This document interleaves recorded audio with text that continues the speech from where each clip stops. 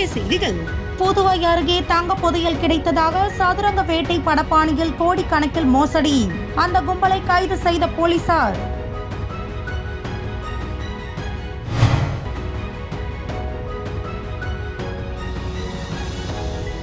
புதுச்சேரி பாகூர் அருகே மாட்டின் வாலை வெட்டிய மர்ம நபர். போலீசார் விசாரணை மேற்கொண்டு வருகின்றனர்.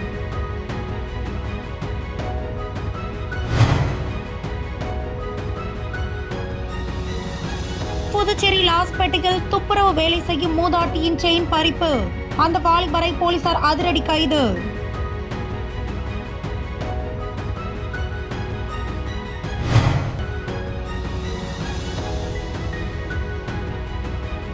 உழவர்கரை தொகுதியில் கர்ப்பிணி பெண்களுக்கு பயன்பெறும் வகையில் பயணம் இனிதே எனும் திட்டம் வழக்கறிஞர் சசிபாலன் தொடங்கி வைத்தார். மரக்காணம் மாரியம்மன் கோவில் வீதியை சேர்ந்தவர் துரைக்கண்ணு நாடமாடும் பஞ்சர் கடை இவர் வைத்துள்ளார். சம்பவத்தன்று அங்கு வந்த ஒரு கும்பல் அவரிடம் நைசாக பேசி தங்களிடம் தங்க புதையல் உள்ளது என்றும் குறிப்பிட்ட தொகை கொடுத்தால் அதிகப்படியான மதிப்புடைய தங்கத்தை கொடுப்போம் என கூறியுள்ளனர். இவர்களது ஆசை வார்த்தையை நம்பிய துரைக்கண்ணு ரூபாய் 50,000 கொடுத்து தங்க போட்டு நாணயங்களை வாங்கியுள்ளனர். பின்னர் அந்த நாணயங்களை சோதனை செய்து பார்த்தபொழுது அது போலியான தங்கம் என தெரிய வந்தது. பின்னர் திடீரென அந்த கும்பலிடம் இருந்து தொலைபேசி அழைப்பு வந்துள்ளது. அதில் தங்களிடம் புதிதாக கிடைத்த தங்க புதையல் உள்ளது, ரூபாய் 2 லட்சம் கொண்டு வந்தால் 10 லட்சம் மதிப்பிலான தங்க நாணயங்களை வாங்கி செல்லலாம் என கூறியுள்ளனர். சுதாரித்துக் கொண்ட துரைக்கண்ணு இது குறித்து விழுப்புரம் மாவட்ட எஸ்பியிடம் புகார் அளித்தார். அவரது உத்தரவின் பேரில் தனிப்படை போலீசார் அந்த கும்பலை வலைவீசி பிடித்தனர். விசாரணையில் அம்மனங்குப்பம் கிராமத்தை சேர்ந்த தர்மலிங்கம், அவரது மகன் வெங்கடேசன், புதுவை கனோப்பேட்டையை சேர்ந்த நாசிம், நாகப்பட்டினம் ஏர்வாடி பகுதியை சேர்ந்த முரளி, புதுவை செல்லிப்பட்டு ஆனந்த், கடலூர் மாரியம்மன் கோவில் வீதியை சேர்ந்த சுரேஷ் ஆகிய 6 பேரையும் போலீசார் கைது செய்தனர். தர்மலிங்கம் 25 ஆண்டுகளாக இதே போன்று தங்க புதையல் இருப்பதாக கூறி தமிழகம் முழுவதும் மோசடியில் ஈடுபட்டுள்ளது விசாரணையில் தெரிய வந்தது.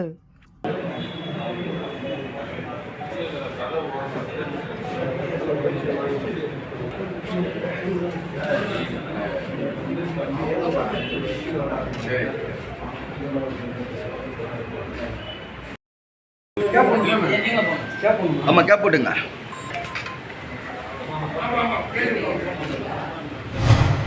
புதுச்சேரி பாகூர் அருகே மதி கிருஷ்ணாபுரம் மாரியம்மன் கோவில் தெருவை சேர்ந்தவர் மலர், வயது 45. கூலி தொழிலாளியான இவர் வீட்டில் மாடுகள் வளர்த்து வருகிறார். நேற்று இரவு வழக்கம் போல் மாடுகளுக்கு தீவனம் போட்டுவிட்டு தூங்கிவிட்டார். இந்நிலையில் மலர் இன்று காலை வழக்கம் போல் மாட்டு கொட்டாயை சுத்தம் செய்த போது சினையாக இருந்த மாட்டின் வால் வெட்டப்பட்டு தரையில் கிடப்பதை கண்டு அதிர்ச்சி அடைந்தார். இது குறித்து கிருமாம்பாக்கம் காவல் நிலையத்தில் மலர் புகார் தெரிவித்தார். அதன் பேரில் போலீசார் விசாரணை மேற்கொண்டு வருகின்றனர்.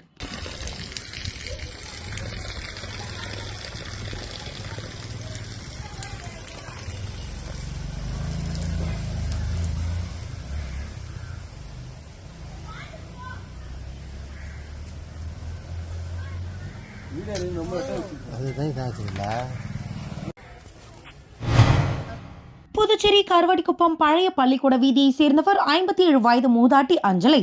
கணவர் இறந்து விட்டதால் அஞ்சலை தூய்மை பணியாளர் வேலை செய்து வருகிறார். இதனிடையே நேற்று காலை கருவடிக்குப்பம் அங்காளம்மன் கோவிலில் தூய்மை பணியினை முடித்துக் கொண்டு மதியம் 1 மணி அளவில் வீட்டிற்கு நடந்து சென்று கொண்டிருந்தார்.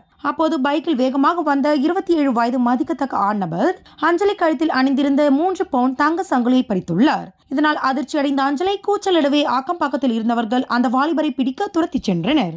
ஆனால் அவர்களிடம் இருந்து வழிப்பறி வாலிபர் தப்பிச் சென்றார். இது குறித்து லாஸ்பேட்டை காவல் நிலையத்தில் அஞ்சலை புகார் அளித்தார். அதன் பேரில் சப் இன்ஸ்பெக்டர் அனுஷா பாஷா வழக்கு பதிவு செய்து தப்பி ஓடிய நபரை தேடி வந்தனர். மேலும் அந்த பகுதியில் இருந்த கண்காணிப்பு கேமராக்களை ஆய்வு செய்ததில் அவர் புதுச்சேரி திருவள்ளுவர் நகரை சேர்ந்த சிவசெல்வ சுந்தரம் என்பது தெரிய வந்தது.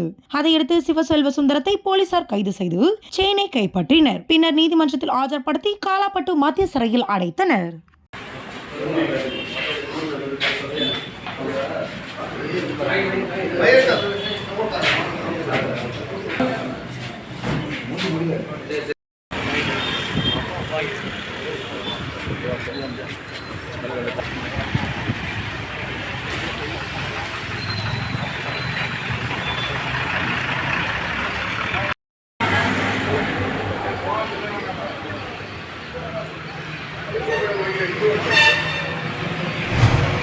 புதுச்சேரி உழவர்கரை தொகுதியில் தொடர்ந்து பல்வேறு நலத்திட்ட உதவிகளை வழங்கி வரும் சமூக சேவகர் வழக்கறிஞர் சசிபாலன் புத்தாண்டு முதல் உழவர்கரை தொகுதியில் உள்ள கர்ப்பிணி பெண்கள் பயன்பெறும் வகையில் பயணம் இனிதே எனும் புதிய திட்டத்தை அறிமுகப்படுத்தியுள்ளார். தொடர்ந்து செய்தியாளர்களிடம் பேசிய அவர், உழவர்கரை தொகுதியை சேர்ந்த கர்ப்பிணி பெண்கள் மாதந்தோறும் மருத்துவமனைக்கு பரிசோதனைக்கு செல்வதற்கு போக்குவரத்து செலவினை இந்த திட்டத்தின் மூலமாக இலவசமாக பெறலாம் என்றும், தங்களது இல்லங்களில் இருந்து மருத்துவமனை வரை சென்று வர நாங்கள் குறிப்பிட்டுள்ள நம்பரை தொடர்பு கொண்டால் உங்கள் இல்லம் தேடி வந்து உங்களை அழைத்துச் சென்று மீண்டும் இல்லத்திற்கு கொண்டு வந்து சேர்க்கும் வரையிலான செலவினை இந்த திட்டத்தின் மூலம் நாங்கள் ஏற்றுக்கொள்கிறோம் என்றார்.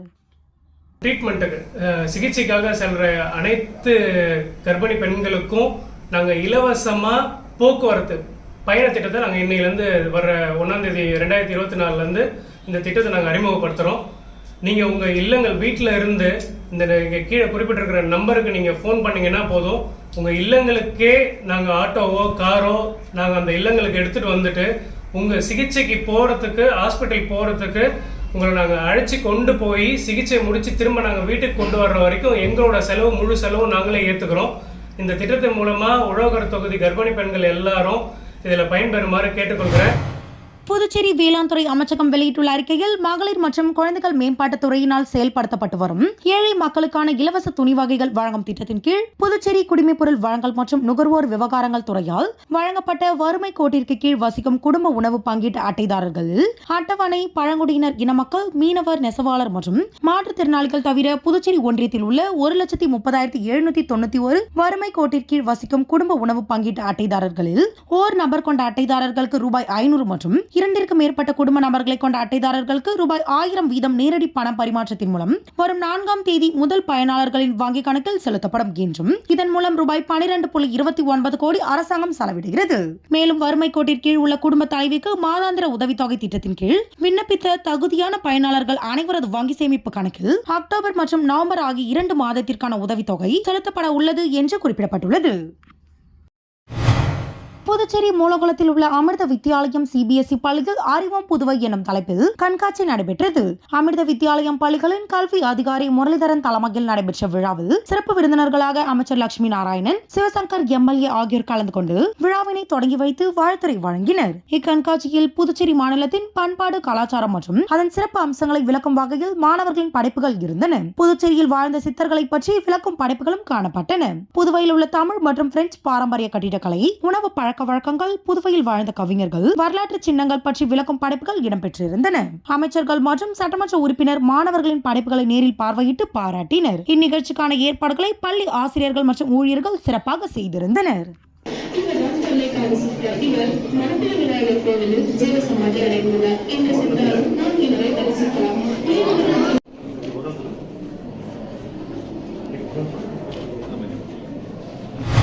புதுச்சேரி அரசு ஆதிதிராவிடர் நலத்துறை மேம்பாட்டுக் கழகத்தில் பணியாற்றி வந்த பிரபாகரனுக்கு பணி நிறைவு பாராட்டு விழா கடற்கரை சாலையில் உள்ள அம்பேத்கர் மணிமண்டபத்தில் நடைபெற்றது.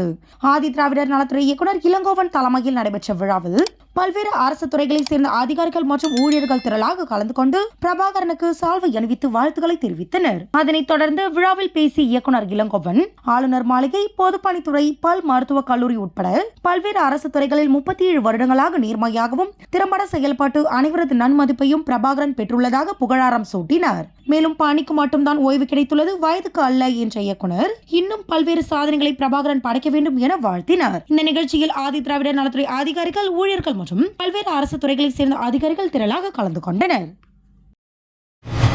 புதுச்சேரியில் புத்தாண்டை கொண்டாட வெளி மாநிலங்களில் இருந்து சுற்றுலா பயணிகள் குவிந்து வருகின்றனர். புத்தாண்டை ஒட்டி வருகின்ற 31ஆம் தேதி நள்ளிரவு மற்றும் புத்தாண்டு அன்று பல்வேறு இடங்களில் மதுவுடன் கூடிய கொண்டாட்ட நிகழ்ச்சிகளுக்கு அனுமதி பெறப்பட்டுள்ளது.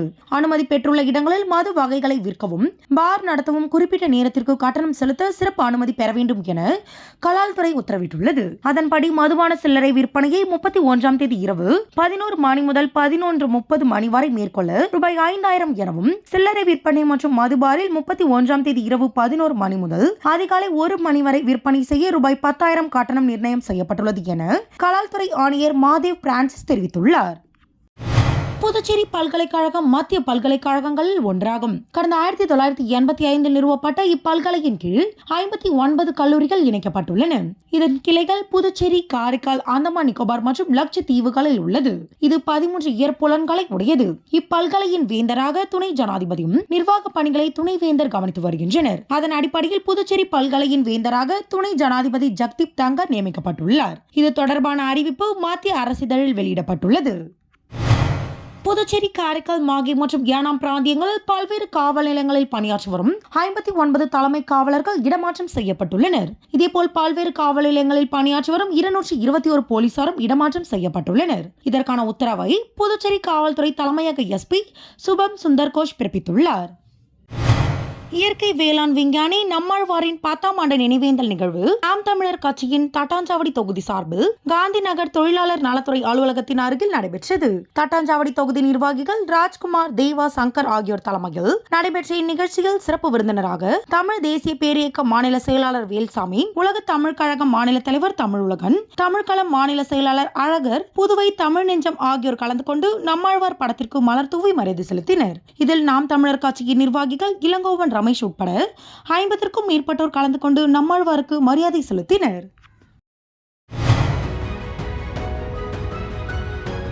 வணக்கம். இன்றைய முக்கிய செய்திகள். புதுவை அருகே தங்க புதையல் கிடைத்ததாக சதுரங்க வேட்டை படப்பாணியில் கோடிக்கணக்கில் மோசடி. அந்த கும்பலை கைது செய்த போலீசார்.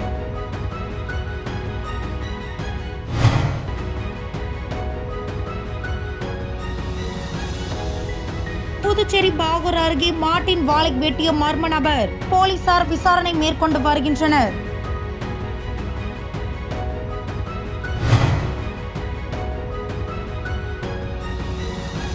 புதுச்சேரி லாஸ்பேட்டையில் துப்புரவு வேலை செய்யும் மூதாட்டியின் செயின் பறிப்பு. அந்த வாலிபரை போலீசார் அதிரடி கைது.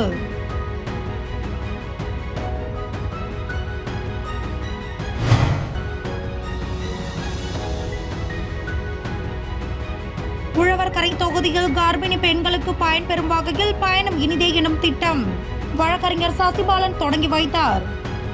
இன்றைய செய்திகள் இத்துடன் நிறைவடைகின்றன. செய்திகளை உடனுக்குடன் தெரிந்து கொள்ள கிரியேட்டிவ் மீடியா யூடியூப் சேனலை சப்ஸ்கிரைப் செய்து கொள்ளுங்கள். வணக்கம்.